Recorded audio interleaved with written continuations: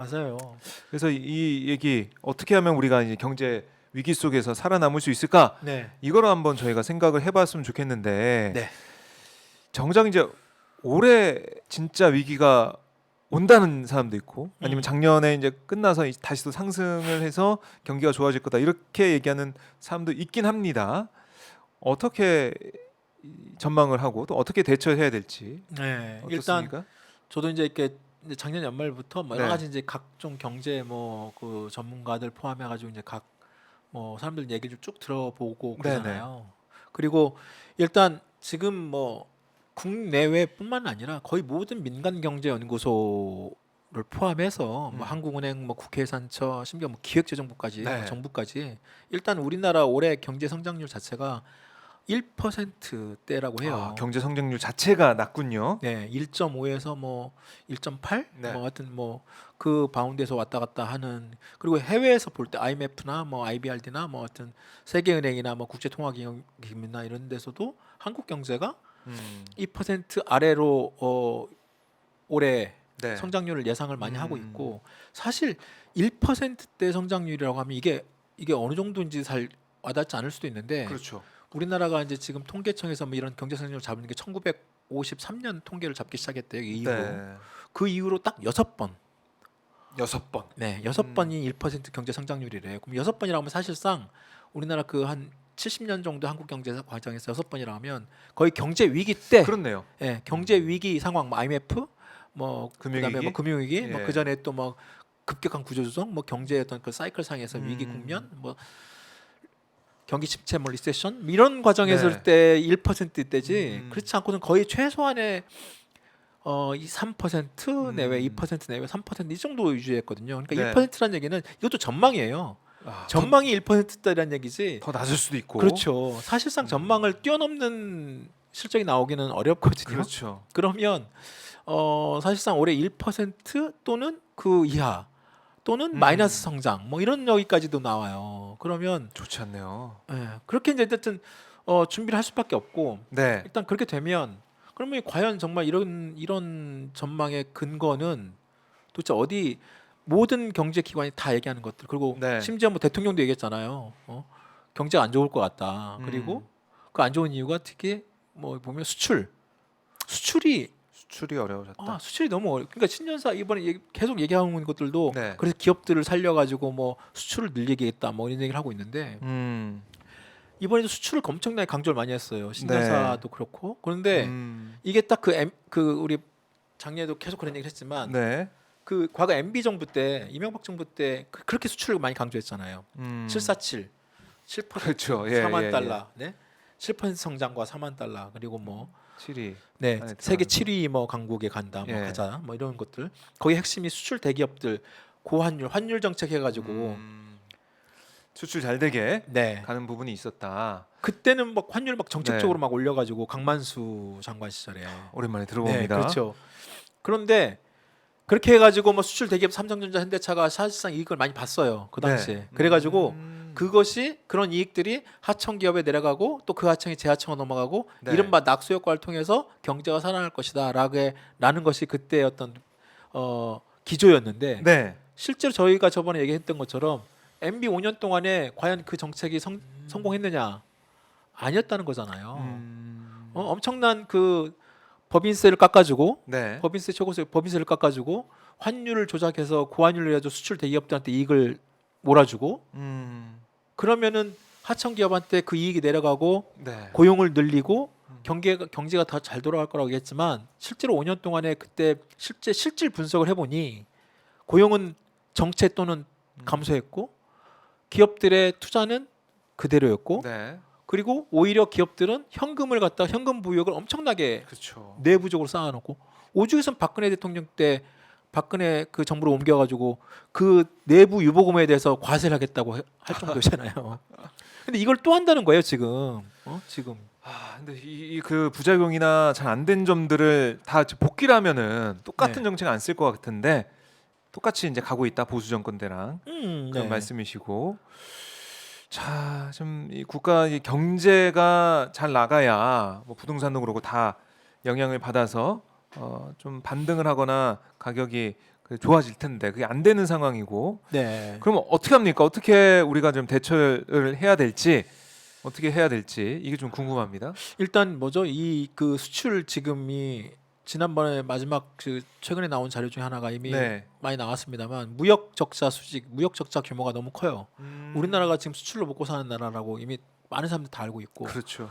그리고 특히 현 정부 윤석열 정부 출범 이후에 지난 네. 4월 이후 5월부터 무역 적자가 계속 음. 마이너스 그러니까 작년 전체 전체 수출과 수입 규모 따지면 네. 증가는 했어요. 그 재작년에 비해서 전체적으로 따지면 다 증가를 했는데 네. 무역 수지 적자가 마이너스 472억 불인가 그게 나왔어요. 네. 472억 달러 마이너스라는 얘기는 우리나라 아까 통계 아까 뭐 여섯 번에 네네. 1% 성장했지만 무역 통계 잡은 이후로 처음이라는 겁니다. 이번에 1956년인가요? 예, 1956년 무역 통계 잡은 이후로 처음이래요. 좋지 않네요. 그러니까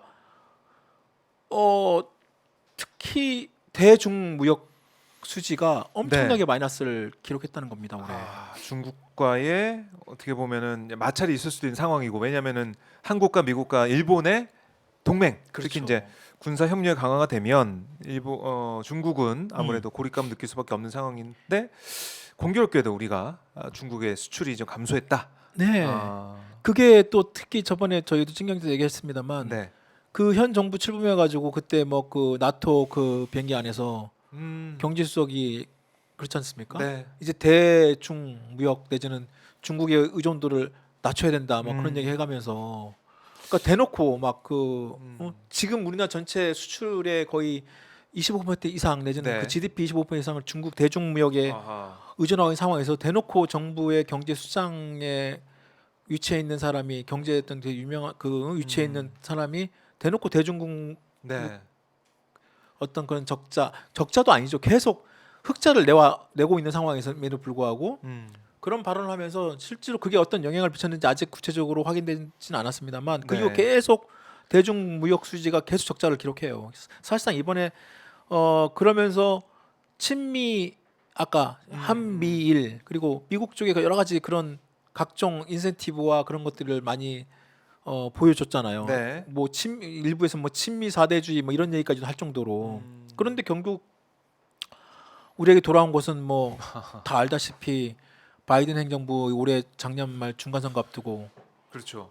미국 우선주의 막 네. 적극적으로 추진하면서 IRA 해가지고 인플레이션 감축법 그거 결국은 한국 기업들 미국 투자 뭐 100억 불씩 막 엄청 하겠다고 해놓고 네. 돌아온 것은 결국은 여러 가지 뭐 제재 이게 나오지 않습니까? 오죽했으면 현대자동차가 지금 전기차 생산 공장 지금 첫 삽두고 옆에 네. 배터리 공장까지 첫 삽두고 막 공장 부지 땡겨서 만들고 있는데 이제 와서는 도저히 안 되겠다고 하니까 철수하겠다는 얘기까지 해요.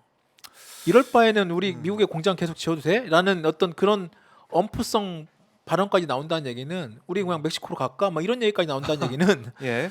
그만큼 현대차나 삼성전 이쪽 입장에서 보면 세게 뒤통수 맞았다 이런 얘기도 하거든요. 내부에서. 그렇군요. 이 이제 어려운 상황이고 이걸 극복을 하기가 쉽지 않다. 수출도 잘 안 되고 있는 상황이니까 뭐 어떡합니까? 이럴 때 좀 우리 시민들 깨어 있고 잘 상황을 좀 봐야 되는데 네. 이 전체 세계 경제도 그렇고 우리 경제도 좀 어려운 상황이라서 그러면 이 금리도 어떻게 보면 걱정이에요. 맞아요. 금리 좀 어떤 예측이 좀 나오고 있습니까? 2023년? 지금 현재 우리 지금 한국은행 기준금리가 3.25%잖아요. 네. 미국은 지금 계속 지금 올려가지고 우리가 지금 거의 몇 퍼센트 포인트입니까? 거의 1.5 이상 그 차이가 지금 나고 있는 걸로 알고 있는데 한은은 지금 아직 따라가다가 지금 아직 못 따라가고 있어요. 네. 근데 지금 내년에도 계속 올해도 지금 미국이 계속 금리를 앞으로 올리겠다는 네. 거잖아요. 네. 이창용 총재도 우리 신년사에서 그런 얘기를 해요. 비슷하게 올해도 물가가 계속 높을 것 같다. 한 5% 계속 유지할 것 같다. 4% 5% 수준으로. 네. 그러면 일부에서는 뭐 물가가 계속 오른 것이 꺾일 것이고 그러다 보면 이제 금리도 이제 올리는 것을 좀 주춤하지 않을까. 미국도 원래 그렇게 예상을 했다가 지금 미국은 계속 금리 올리겠다고 하면서 지금 완전히 주시장도 예, 계속 예. 폭락을 했고 우리나라 같은 경우에는 지금 미국과 좀 다르게 가계 부채하고 기업 부채가 지금 엄청나게 많잖아요. 가계 부채가 천조가 넘고 그러다 보니까 금리는 올려야 되는데 이 가계 부채가 너무 많으니까 네. 너무 그 부담이 되는 거야 경기 쪽에. 아, 그러니까 금리 물가는 높으니까 중앙은행의 기본적인 틀은 물가 안정이 핵심이니까 네. 금리는 올려야 되겠고 그런데 음. 계속 올리다 보면 경기 침체 내지는 경제 자체가 무너질 것 같으니까 그렇죠. 물가 안정 플러스 금리 그러니까 쉽게 말하면 금융시장 안정이 또 중앙은행의 또 여러 역할이다 보니 가계 부채가 폭발하거나 네. 지금 부동산 뭐 경착륙까지 얘기가 나오고 있습니다만 그것이 연결될 경우에는 금융 시스템 자체가 무너질 가능성이 있기 때문에 한국은행 입장에서는 정말 답답한 거예요. 좀 금리는 아마 계속 올릴 것 같아요. 계속 당분간. 조금씩 예. 네. 베이비 스텝이든 어쨌든 0.25든 뭐 계속 올릴 수밖에 없는 상황이고 왜냐하면 너무 미국 금리차가 커지니까 그 과정에서 금리 그다음에 물가도 계속 4% 이상 정도 계속 유지가 될 것 같고 그러면 앞으로 올해 상반기 내까지는 최소한 그 이상까지는 지금 현재 이 상황이 유지가 될 것 같고 그러면 네. 지금 주택담보대출도 6%에서 그렇네요. 8% 이상 지금 여러 가지 신용잔고 신용대출 거의 뭐 15% 이상 네. 지금 뭐 은행 금융권 카드사들은 지금 다 뭐 다 카드- 혜택을 줄이고 있죠. 혜택 줄이고 무이자 할부 무이자 기간이나 이런 거. 맞아요. 최근 아, 저도 뭐 이거 뭐 이런 경우 처음 본 것 같아요. 재벌계 카드 뭐 쓰는데 네. 그 아주 간단한 얘기가 네네. 그 국내산 항공권 있잖아요. 그 모카드 그 10% 할인해 줬거든요. 그걸 없앴더라고. 그냥 아무 생각도 예도 없이. 아, 그래요. 그리고 이제 더 비싼 카드 연회비 내는 사람한테는 해주고 그 대부분의 카드는 다 그러니까 카드사가 스스로가 리스크 관리를 들어간 거죠. 이제. 이미 모든 회원들에 대한 어떤 그런 그리고 금리 엄청나게 올리고 네. 카드사뿐만 아니라 증권사도 마찬가지. 왜 이 카드사와 증권사들이 왜 갑자기 이렇게 또 관리가 들어가냐면 얘네들이 이쪽이 자금을 그동안에 가져와서 쓰는 자금 조달 비용이 있고 또 부동산 프로젝트 파이낸싱에 들어간 돈들이 많아요. 근데 거기 지금 묶여 버렸어요. 그렇네요. 거기가 지금 부실이 그걸 제대로 돈을 못 받아오는 거야. 그렇죠. 그러다 보니까 이게 이 지금 이 신용 쪽 그리고 금융 쪽의 금융 위기가 정말로 아슬아슬하다는 얘기가 진짜 많아요. 아슬아슬하다. 근데 참 모순되는 게 대기업 그러니까 최고 세율 그러니까 대기업 이제 최고 세율을 깎아주면서 법인세 내는 최고 세율 깎아주면서 금리를 그러니까 세금 깎아주는 건 돈을 풀겠다는 거잖아요. 근데 이런 정책이 있는데 이쪽 편에서는 금리를 좀 올려가지고 돈을 이제 다시 걷어들이는 그런 정책. 그러니까 양극단의 정책을 펼치고 있는 게 아니냐. 그러니까 네. 정말 이렇게 아까 방금 아슬아슬하다는 얘기가 네네. 뭐냐면 그런 거예요. 그러니까 이미 영국에서 그런 비슷한 사례가 있어요. 음. 영국에서도 지금 물가 폭등 때문에 막 그 국민들이 들고 일어나가지고 결국은 그 그렇죠. 리즈 트러스 총리가 물러났잖아요. 물러났죠. 네, 그리고 새로운 총리 니시 수낙 새 총리가 올라오면서 재정을 다시 이제 안정화시키고 그다음에 뭐 파운드가 되면서 재정의 어떤 역할 다시 강조하고 법인세 감면이나 그 세금 그걸 줄였어요. 네네. 우리는 지금 말씀하신 것처럼 한쪽에서는 계속 세금을 깎아준다는 거예요. 네. 아까 말씀 법인세 특히 이번 그 최고세율 3% 포인트 낮춘다는 걸 합의해가지고 1% 포인트로 좀 줄이긴 예. 했지만 그거 가지고도 좀 대통령실에서 엄청나게 유감 표현하고 막 그랬죠. 그렇죠. 비공식적으로. 아니 그걸 유감 표명할 일인지 모르겠으나 여하튼 뭐 그런데 그렇게 기업들한테 세금 감면과 세금 규제를 그런 거 이번에 또 오늘 또 뭐 투자하는 쉽게 말하면 네. 연구개발 인적 투자에 세액공제 25%를 해준다고 또 오늘 발표를 했어요. 네. 세액공제 대기업들한테 세액공제 25%씩 해주면서 그러면 결국은 정부의 사인은 분명하거든요. 대기업 너희들한테 우리가 세금 혜택을 많이 줄 테니, 그러니까요. 그렇지 혜택을 많이 줄 테니, 네. 적극적으로 좀 고용도 늘리고 음. 투자도 좀 늘려라라는 얘기거든요. 아. 그런데 기업들은 절대 그렇게 하지 않습니다. 아유, 그럼요. 이게 경기가 좋아질 때 좋아질 기미가 보여야 투자라지. 그렇지. 돈이 남는다고 세금 깎아준다고 투자할 그런 기업들이 아니죠. 맞습니다. 그러니까 오히려 네. 그렇게 해줘야 자신들의 그런 어떤 그 쉽게 말하면 적자를 이걸 메꾸는 거예요. 자신들이 어떤 그런 적자가 날 수밖에 없는 그런 네, 네. 부분들을 정부 세금으로 메꿔주는 역할밖에 안 되거든요. 그러면 대기업들은 그렇다 쳐. 그나마 대기업들은 자신들 내부 유보금도 있고 그나마 부채 비율도 낮고 버틸 수 있는 여력이 있는 기업들한테 그렇게 혜택을 주고 중소기업 그다음에 지금 정말 아슬아슬한 나름대로 기술도 있고 네. 괜찮은데 일시적인 어떤 그런 지금 막 레고랜드 사태 이후로 일시적으로 지금 돈줄이 회사- 막혀가지고. 그렇죠. 그런 기업들은 갑자기 도산한단 말이에요. 부도 나고. 음. 그런 기업들한테 도움을 줘야 되는데 네. 사실 그쪽은 도움이 안 가거든요. 잘. 그러니까 이게 문제네요. 예. 예, 정부의 어떤 정책 그 이 사이드 이쪽 분 사람들이 네네. 그래서 지금 기업인들 사이에서 불만이 많아요. 뭐 중소기업 중앙회 이쪽도 뭐 오히려. 물론, 네, 오히려 이쪽 그 뭐 물론 위에 뭐 회장단이나 이런 사람들은 정치인 사실상 뭐 그런 뭐 중소기업을 네. 대변한다기보다는 사실상 뭐 재계 입장을 대변한다고 하고 정말로 중소기업 중에 소기업 사장들, 자영업자 소기업 그 사람들은 정말 되게 화나 있어요. 제가 몇 분 얘기 잠깐 들어보니까 네.